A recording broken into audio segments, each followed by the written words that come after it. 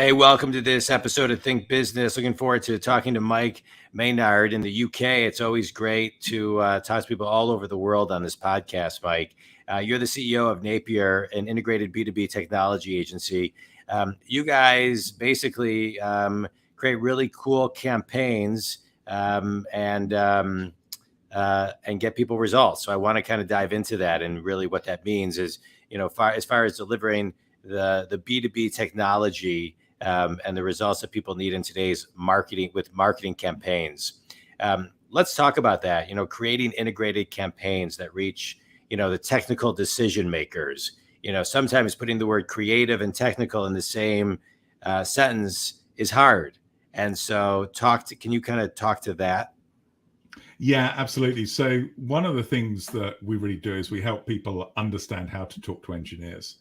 And I think, sometimes there's these stereotypes of engineers that really are not very healthy. So engineers are different, and particularly at work, they're very different. They need facts, they need data, and they tend to make decisions that are perhaps more considered than you might do buying other products. But they're still human. They still like good design. They still like creative ideas. They still like to have fun. Right. And so what we do is we get that balance right for our clients. Yeah, but let's talk about that for a second, because, I think many times they're very data driven. So it's also really important to because sometimes in the creative space, you can't necessarily, specifically say, hey, I can quantify this from this, but what, to the best of your ability, how do you quantify so your audience, your consumers actually then can say, oh, okay, I get it. So in terms of measuring the ideas and whether they work, I mean, there's two ways. One is fundamentally over a period of time, you get a feel, what works, what doesn't. You've had campaigns that have been great, campaigns that have been not so great. You see the patterns. But a lot of the time now, you'll hear people talking about A/B testing. And we'll do a lot of testing where we'll run, different ad copy, different styles of ads, and we'll see which one works. And then whichever one works, we'll build on, double down on, and actually make those ads the core part of the campaign. So testing is a really important part to prove the value of creativity. Yeah, I love that. One of the things that I loved about your website is that you talk about a 4-step process. As a business coach, I talk a lot about keeping things to a kindergarten to second grade level, right? And making things easy to follow. And so talk to me about your 4-step process, not maybe in its entirety, but talk to the Think community about really why the importance of breaking things down so people can, immediately know that it's not overcomplicated. Yeah, I mean, I agree. Processes and thinking about things in stages are really important. And, I tell you what a 4-step process is about. It's about people thinking before they do the campaign, before they create the work. And it provides a framework to make sure you do the right thinking and you think about the right things. And, but fundamentally, as an agency, someone comes to you with a project and you go, oh, I want to do this. I'm so excited. I want to do Google Ads, or I want to do LinkedIn, or I want to create some PR or some amazing content marketing. And it's so easy to rush into things without having that, breath where you think about it and say, what's the situation? What am I trying to achieve? Who am I trying to talk to? What am I trying to say to them? Which is basically how our process gets people thinking at the start. And of course, at the end, you need to measure. And so we're really big on measurement as well. Yeah. Let's talk about the breadth that you're talking about, because I think it's really, really important.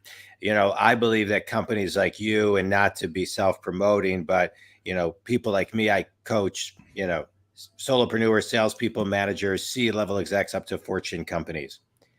And people like us create a space for people to take that breath, to have that pause, to find the pause, to give them reason to take the breath, to think before they move.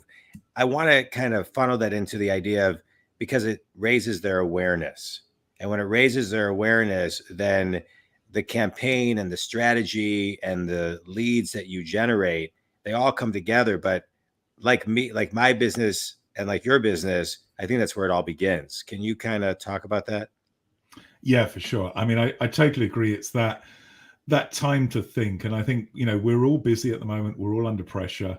And people feel they continually need to be doing something, continually need to be delivering. Deliver is actually the third stage of our process. The reality is is you can be a busy fool. You can work really hard on that Yeah. delivery, but if you're not doing the right thing, you're wasting your time. So, well, you said that breadth, thinking about things, thinking a bit more strategically, planning what you're going to do, it makes that delivery stage so much more effective. Yeah. And I completely agree. That's the role of consultants like you, like me, is to help businesses think and consider. And then when they get into that doing stage, the delivery, that's so much more effective. Yeah. We take about 8 million breaths a year. That's just science. And, so about 23,000 breaths a day.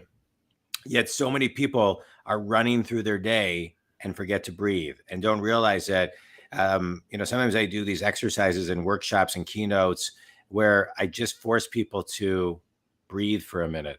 And so for some people, it feels like 10 minutes. For some people, it feels like a minute, but it's really, really important. And because that's where the creativeness comes in. That's where that one little nuance idea can kind of sprout. And that's where the magic can happen. So I appreciate you chatting on that for a little bit. Let's talk about engagement. I think a lot of times people right now are trying to figure out, how do I get someone's attention and how do I keep their attention, right? How do I take a certain client and retain them? How do I stay in the memory of them and be memorable? Talk a little bit about that to the Think community.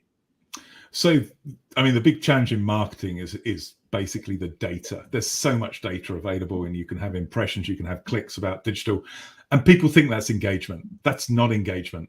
There might be the result of engagement, but it's not. What engagement is having someone really come look at your products, look at your services, and really find that they're getting value from you. And so ultimately engagement, a lot of it, particularly in our sector, the technology sector, it's about helping people do their jobs. It's about helping them do the job better. And if you're making a good product, that product also probably helps. But really the marketing should be around, education and support of the customers, rather than trying to ram a product down people's throats, because that's not engagement. Yeah. And that's just not successful. Yeah, I love that. All right. Let's talk a little bit about you and the 1-minute version of you. I believe that success is not a straight line. Give us the 1-minute version of how you got to be the entrepreneur that you are. So I started off as an engineer. My car broke down. I did a new job, so I went into sales.